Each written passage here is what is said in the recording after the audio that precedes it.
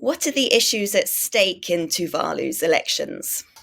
Like most elections, they'll be fought largely on domestic issues, and you have 16 MPs, any of whom in theory could end up as the leader of the country after the election. And a country as small as Tuvalu, a lot of the stuff is, the politics is very personal, and a lot of it, of course, is extremely local. There's a bunch of issues, but of course the issue of who to recognise, China or Taiwan, has also become a bit of an issue in this election. What are the chances that Tuvalu will switch diplomatic recognition to Beijing post-elections?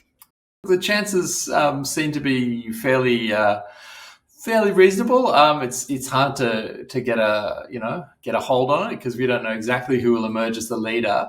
The most likely scenario for a change would be if a pro-China MP gets elected and he decides to push for that.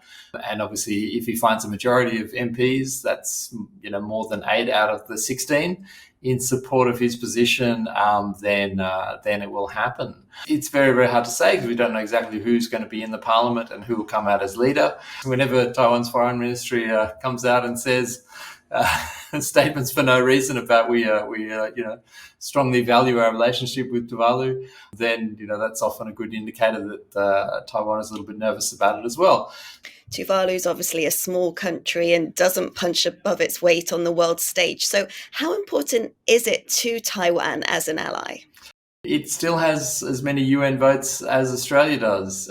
So in many ways, it punches well above its weight at the United Nations. For Taiwan, the remaining number of allies are important in the sense that they have some people who will stand up for their interests or speak out for their interests at regional fora.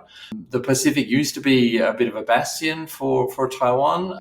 We're now down to 3 allies, possibly 2 after the election. It's important in many ways, more in symbolic terms, because obviously the countries left in Taiwan's column are increasingly the smallest and least influential, as your answer implies.